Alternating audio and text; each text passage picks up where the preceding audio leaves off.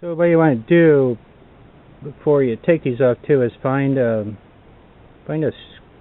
blade, a screwdriver blade that actually fits these really well. Don't try to use one that's too small or too thick or anything. Try to find one that's almost an exact fit for this, because these are going to be very hard to take off the first time.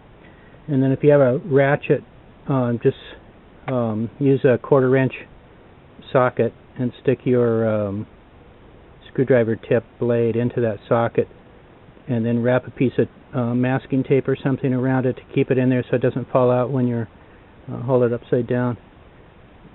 And then you'll have to probably apply a lot of pressure to these the first time. Like I say, I've already had these out, but I have used, you can see down here, I used ultra gray on it to put it back since my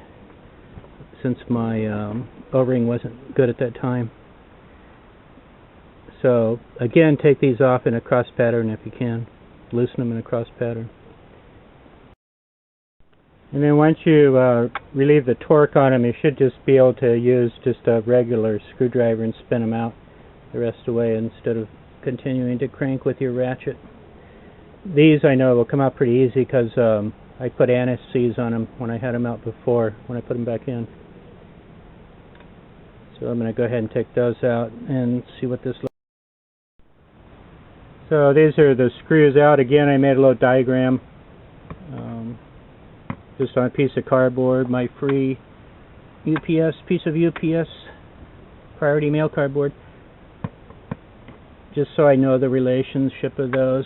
This that tiny bit of ultra gray that I put on here before when I took this apart, this thing's really on here good now. So I cleaned this all out before, these the inlets that are on the bottom of here. So the part I really want to get to is in behind this plate here. I wanted to look at something in here, so I'm not even sure I will remove that. If it's so difficult I can't, but I'll see what it does, because I do want to put this new gasket back in there. Okay, so it wasn't as stuck as difficult as I thought, but I was able to get some leverage right here in this spot to get it up. Just wanted to be careful and not scratch the surface here though. So now I can go ahead and just take this up. And there's, you can see that O-ring gasket. That's the way it came out before. And then I had cleaned these all out before with brake clean and some degreaser. So that was all pretty clean. But the actual area I want to look at this time is the valve on the end of here that I tested before. So I'm going to take that cover off there. Okay, so I've removed the rear cover of this valve. This is the actual air valve in here. And again, I made a little diagram of my bolts I took out, where they go. It's just my own anal thing to do. The reason that I took this out is because I noticed on Google a video by Scanner Danner, who some of you probably know is like probably the best electrical auto technician on there. He's like almost mathematically precise in the way he goes through things.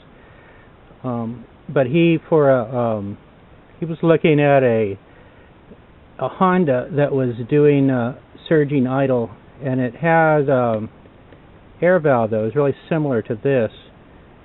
And one thing he noticed is that this ring here this is actually a nut, a bolt that screws in, and it's adjustable so that you can adjust this valve seating by screwing this ring in and out. So what I wanted to do is reheat this. Before I tested this with by putting hot water into it.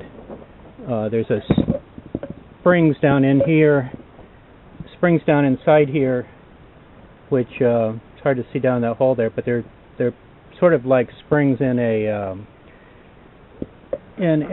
thermostat. So if you heat them, they'll expand, and then when they expand, they push the seal against the edge, this seating surface here.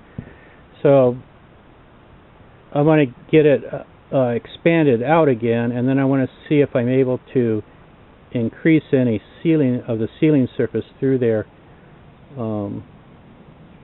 He was actually able to do it even with this bolted on the car. He could reach around and close off this vent here, and that would stop the surging. On this car, it's not in a position where you can actually get your hand down in there to get these bolt covers off to do that. And if you left them off and put it back on, then you'd have to take it back off again to put the bolts back. So I'm going to play around with that for a bit.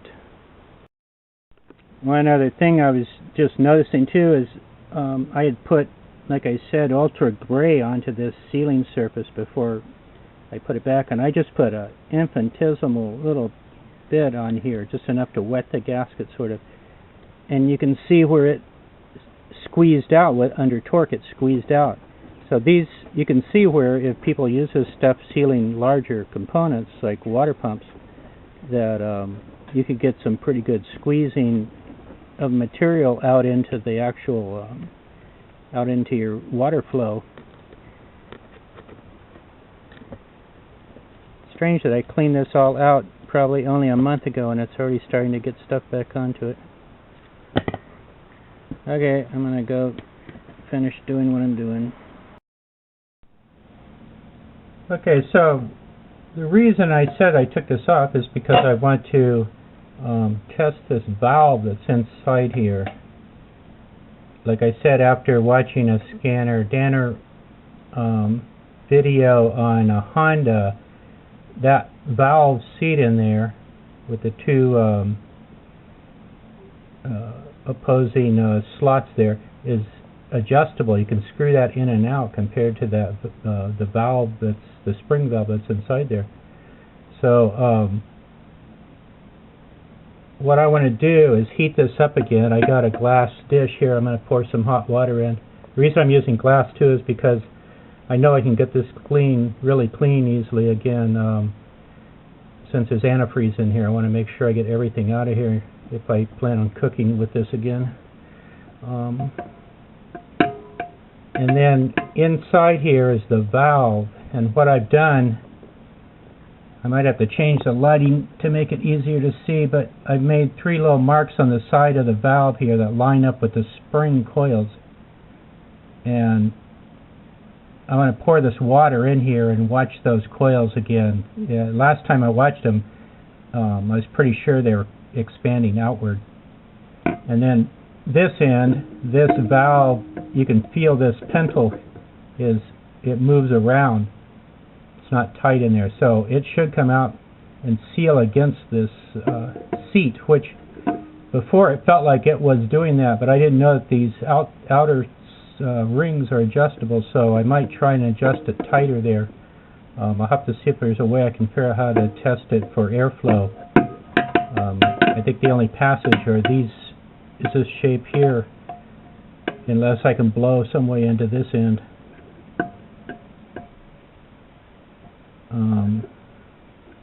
But I'll have to first I want to just see if this is moving, and then I'll look at that. Okay, so I gotta wait till water heats up.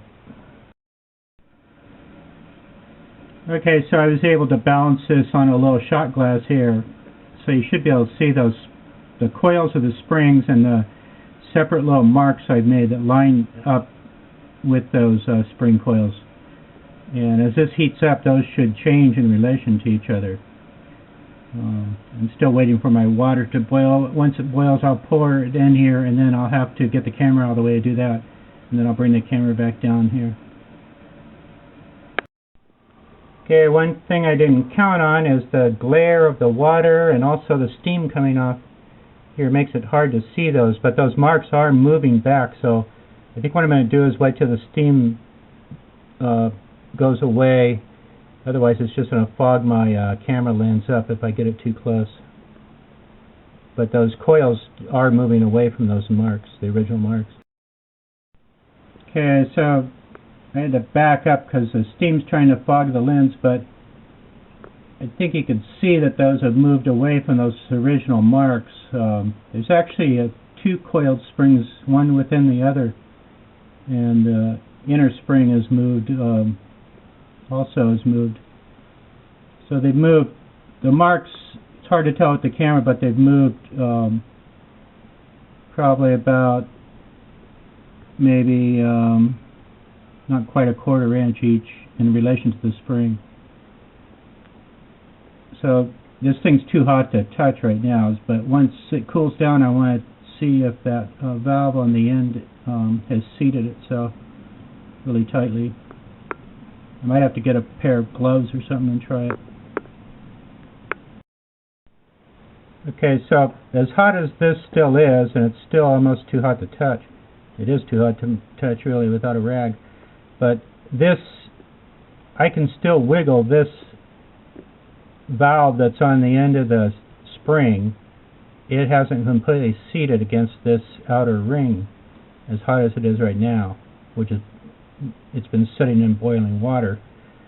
So I think what I'm going to do is see if I can find or make a tool that'll span these 2 points here. This is raised a little bit, so it can't just go straight across here. And see if I can spin this down and tighten this a little bit to try and get this seal tightened up. I probably don't want to get it so tight that it's always sealed, but if I can get it tight when it's hot, and then after it cools down it is loosened up to let a little air through, then it would probably be okay. But if it's hot and still letting air through here, then I would assume it's not really functioning properly. Okay, anyway, that's what I'm going to try and do now. Okay, so now this is getting where I can touch it again. One thing I didn't mention before, and I wanted to make sure it was clear, when I tested this previously, I heated this spring up that's inside here with a hot air gun. And I just couldn't tell the temperature of what I was getting it to. That's the reason I immersed this in water this time. Actually the water, when it's flowing through this, never gets into that valve in there. There's air flowing through that valve. The water comes in these ports here and flows through and alongside the valve in the back and heats it up that way. So I'm putting water in right on top of the spring just because I wasn't sure the air would heat it to the same temperature as boiling water. So now I'm going to clean it. I'll clean this all out with a solvent that won't hurt the rubber rings that's on the end in here, and dry it all out. So I just wanted to make sure that people understood that water isn't actually running through this. Air is coming through this port. This port is letting air through into the engine here. Okay, my camera's getting weird again.